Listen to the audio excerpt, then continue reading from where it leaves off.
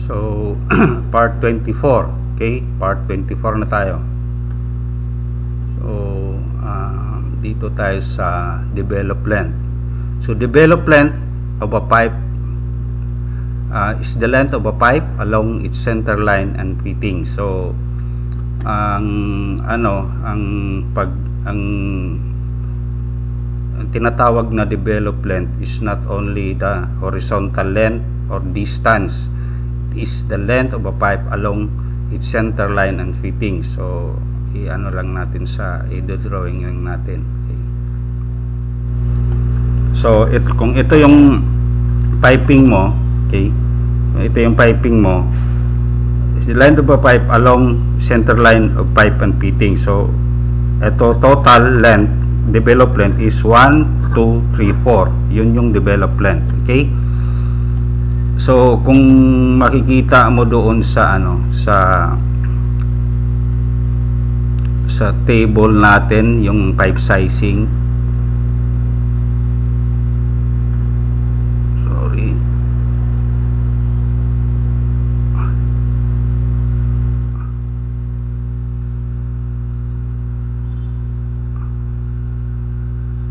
dito yung pipe sizing, itong maximum allowable length dito in feet or meters, ito yung developed length, hindi ito distance, ha? Hindi ito distance, it is the developed length. Okay, so yon.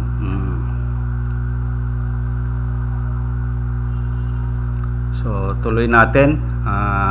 Diameter, unless specifically stated, the term diameter is the nominal diameter as designated commercially. Okay, inside diameter denotes inside diameter of pipe, and OD denotes outside diameter of tube. So yon, marami tayong napapansin dito sa mga plano na ginagawa ng iba. Let's say ang specs nila sa pipe material is PPR, okay, pero ang nilalagay nila doon sa plano is outside diameter, which is sa tingin ko hindi dapat, kasi kung nagdi-design ka, hindi outside diameter ang ilalagay mo, ang inside diameter, nominal diameter, kasi yun yung sinize up mo base doon sa water supply fixture units na kailangan mo. Okay, so dapat inside diameter ang ilalagay mo. Kung de media or 15 mm ang ano diyan, international na designation 15 mm de media, ilagay mo lang sa specs doon na PPR ang ano mo, ang material mo. Tapos nagtataka rin ako, bakit pipe ang tawag nila sa PPR samantalang outside diameter ang designation nila doon sa mga pipe sizes nila.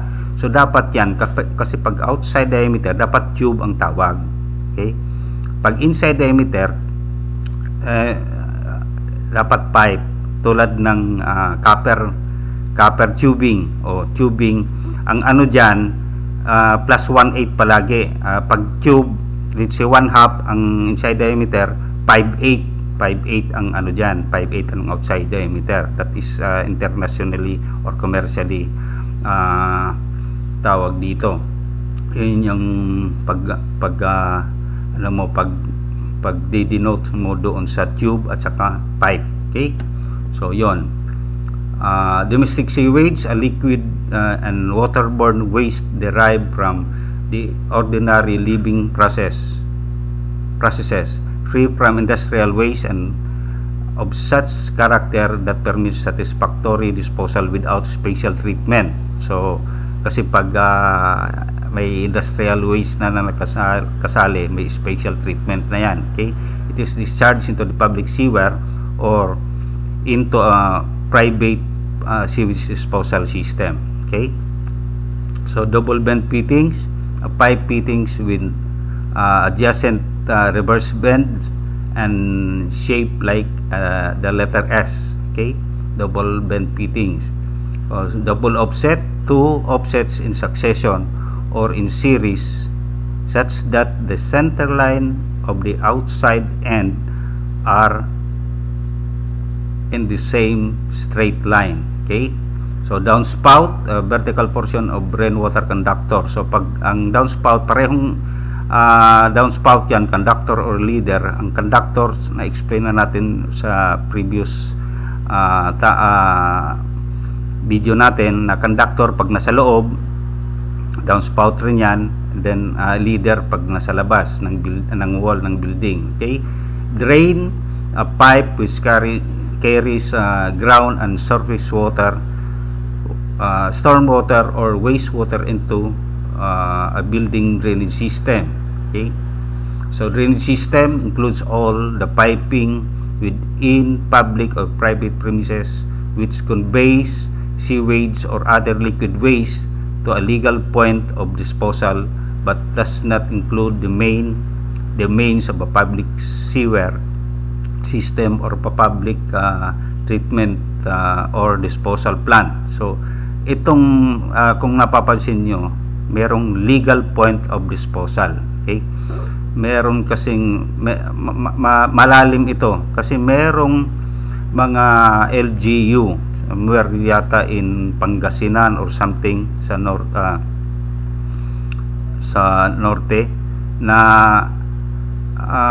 pag ang plumbing plans mo, pag may ang master plumber, ang scope nila is yung plumbing system lang, hindi kasama yung septic tank.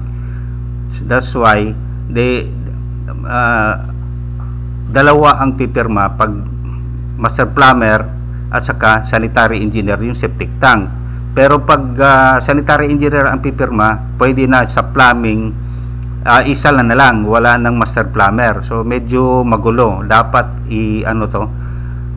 yung mga leaders natin ng mga plumbing master plumber organization, dapat ayusin nila to, magtrabaho na naman sila para sa mga membro, para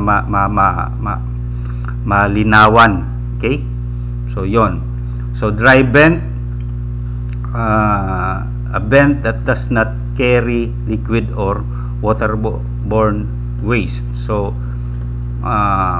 dry vent, meron kasi tayong tinatawag na wet vent. Okay, so ano lang natin yung wet vent saka dry vent.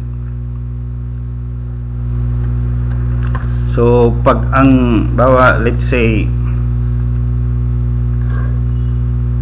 yan, ito yung laboratory.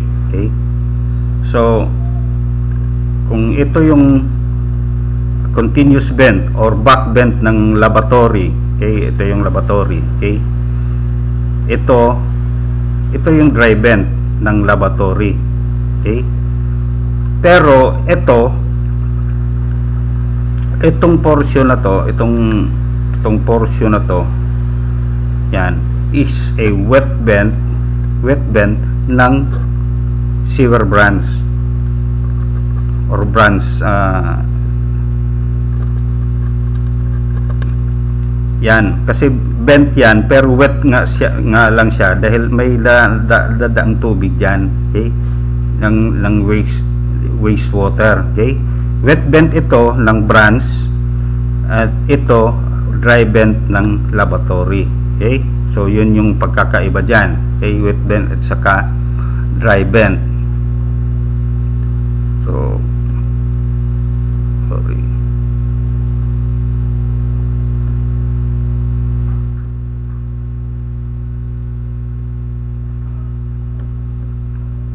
Dual vent, so meron tayo niyan later. Titingnan natin yung unit vent. Okay, so titingnan muna natin dito yung mga illustrated sa ibang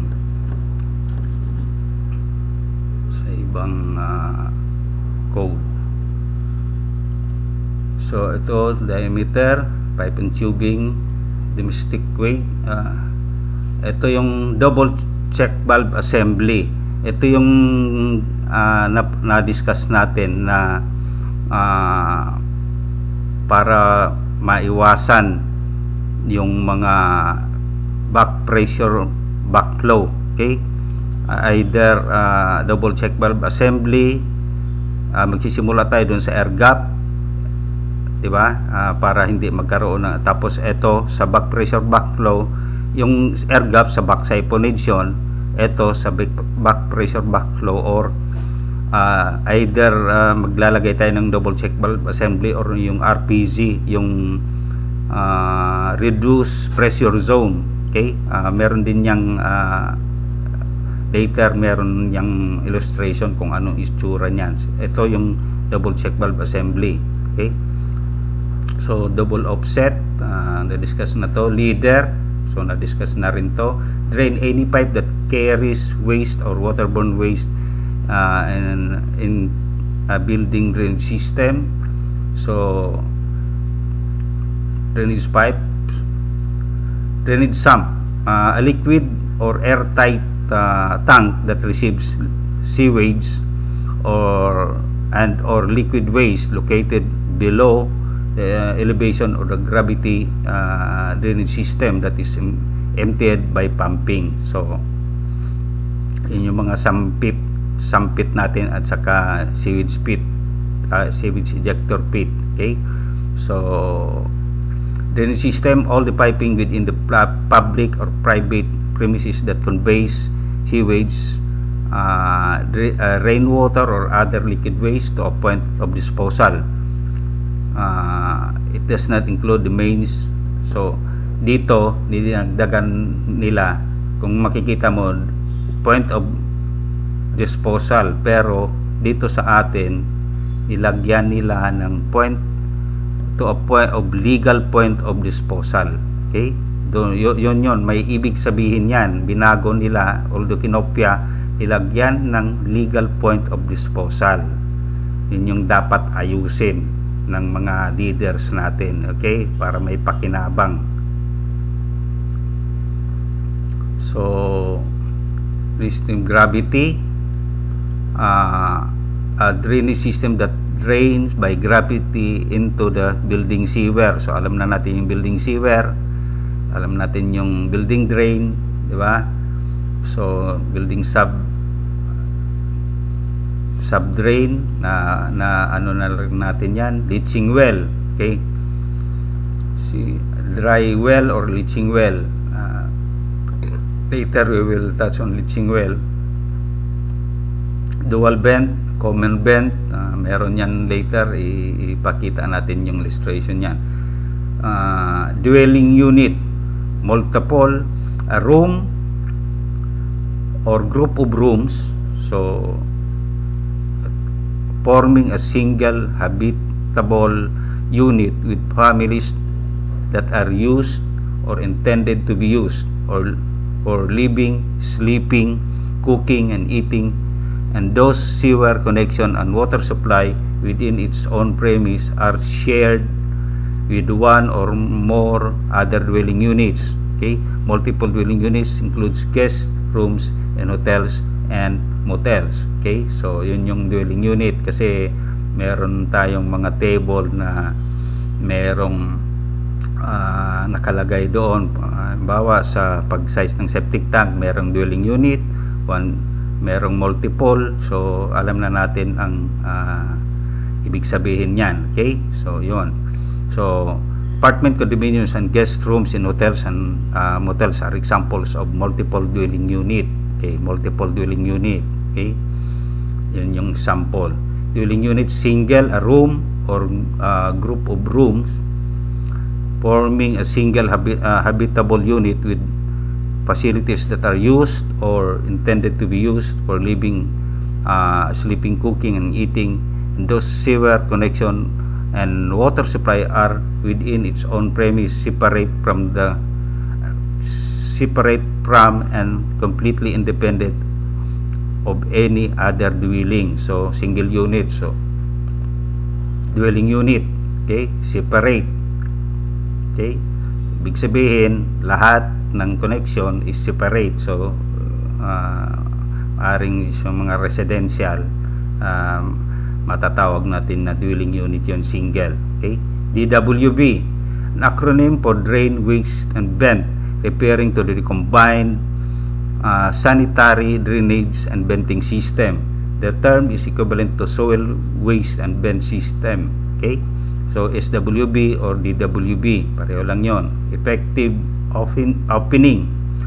The minimum cross-sectional area at the point of water supply discharge measured or expressed in terms of diameter circle, or if the opening is not circular, the diameter of a circle of equivalent cross-section area. Okay, so ito kasi may requirement to sa air gap depending sa opening, di ba? Air gap opening, we will discuss it later on the chapter concerned. Okay, so required air gap distance for a water supply outlet is based on its effective opening. The air gap must be increased if the outlet is near the wall or other vertical surface.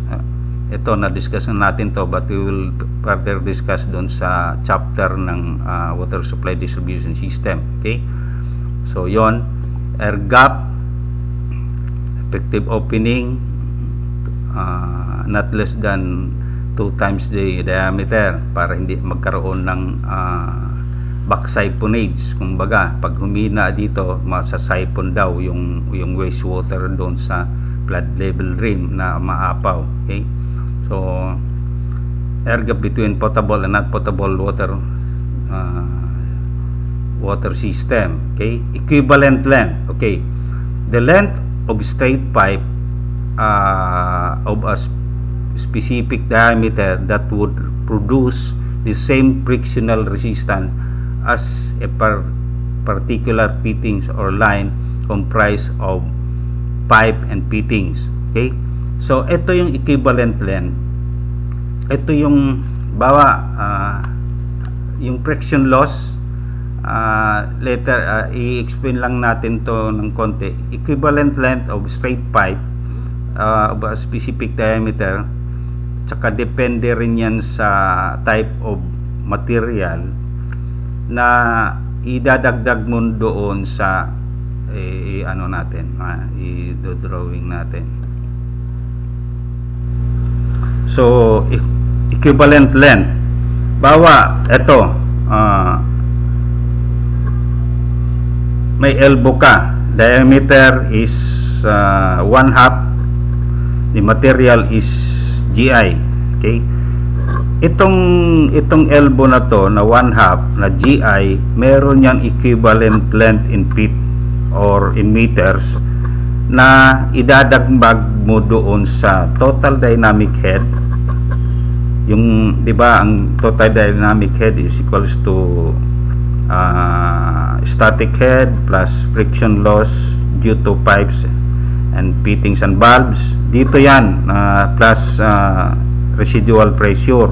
Okay, dito yan idadagdag kasi may equivalent length ng friction loss yan para siguradong umabot yung tubig mo doon para makompleto mo yung total dynamic head. Yan yung sinasabing equivalent length in meron tayong table dyan na ipapakita later pagdating natin dito sa chapter na to. Okay, so yon.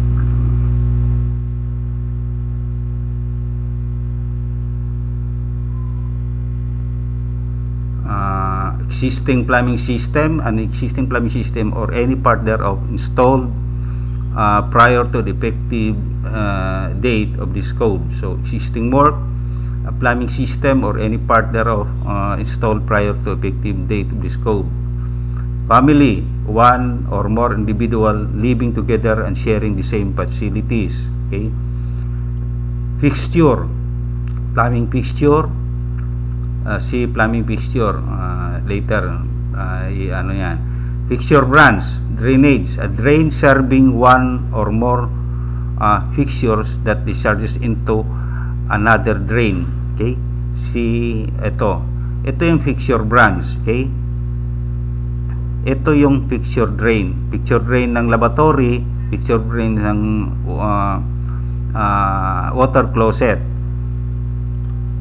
So drain serving one from fixture that discharges into another drain. Okay, so yon, serving one or two fixture drain. Fixture branch supply, a branch of water distribution system supplying one fixture. So this is the fixture branch. Yun yung nagsusupply sa water closet or sa laboratory. So fixture branch, yan, meron tayong mga minimum sizes niyan. Okay, depende sa fixture, plumbing fixture na sinusupplyan. Okay, fixture drain, a drain from the trap of a fixture to the junction of that drain with any other drain pipe. So yun yung fixture drain. Ito, fixture drain ng laboratory, fixture drain ng water closet. Okay, fixture unit, an index number that represents the load of a fixture on the drainage system, so that the load of various fixture in various application can be combined. So walang ano yan, walang tawag unit, ibig sabihin an index number lang. The value is based on the volume rate of drainage discharge from the fixture, the time duration of that discharge, and the average time between successive uses of the fixture. 1 DFU or drainage fixture was originally equated to a drainage flow rate of 1 cubic foot per minute, or 7.5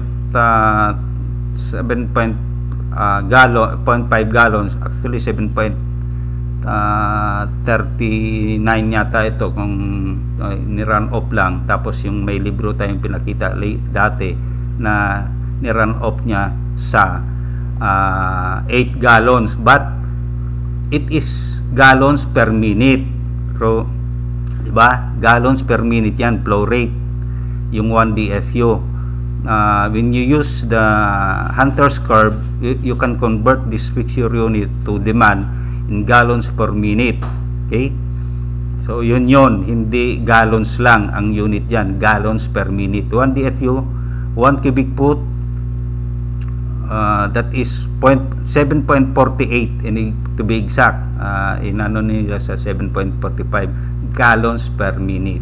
Okay? Yun naman sa fixture unit, water supply fixture unit, an index that represents the load of fixture on the water supply system, so that the load of various fixture in various applications can be combined. Kasi hindi mo ma-combine, iba-iba yan, kaya gumawa sila ng index number. Okay? The value is based on the volume rate of supply for the fixture, the time duration of a single supply operation, and the average time between successive uses of the fixture. Water supply fixture are generally based on a comparison to a plasmameter valve water closet, which is arbitrarily assigned a value of 10 water supply fixture unit. Also, i-discuss natin to ngayon ko lang din na ano to.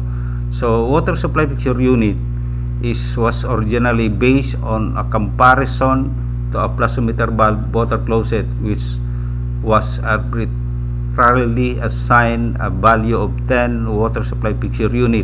Okay, we'll discuss it later. Medyo basahin ko lang muna ng konti para ma-discuss, i-share natin sa inyo. Okay, so what flexible water connector, a connector under continuous pressure in an accessible location that connects a supply fitting, faucet, dishwasher, clothes washer, water heater, water treatment unit, or other fixture or equivalent to a stop valve or its supply branch. So ito yung nilalagay natin ng mga flexible hose. Okay, so flood level rim, the edges of the receptor or of fixture over which water overflows if the fixture is flooded. So ito yung flood level rim ng water closet, ng urinal, ng floor drain, ng sink, ng laboratory, at saka ng bathtub. Okay, so ang ano siguro tayo, the flooded, the condition that results when the liquid in a receptor or fixture rises to the flood level rim. Ito, flow pressure.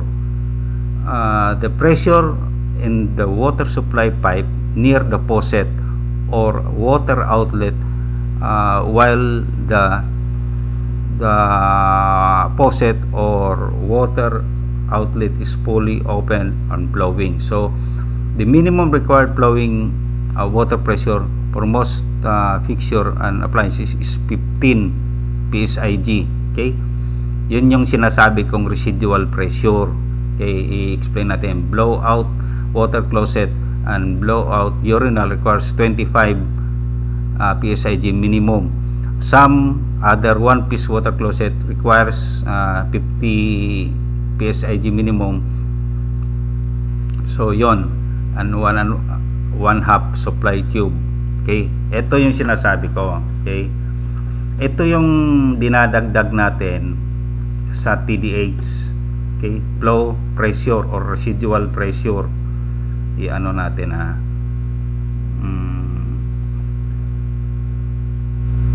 yan.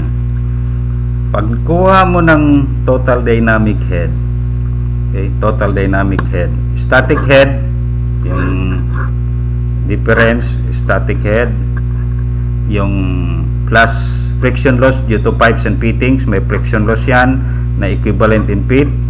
Tapos yung mga fittings, valves na along the highest point of discharge. Ngayon, yung residual pressure or flow pressure doon sa highest point, let's say meron kang shower dito na dapat yan, yun sinabi niya 15 psi. Then doon sa mga plasmameter valve is 25 psi. I-convert mo yan sa feet, yun yung total dynamic head para makuha mo yung bawa nag-ano ka ng brake horsepower ng bomba.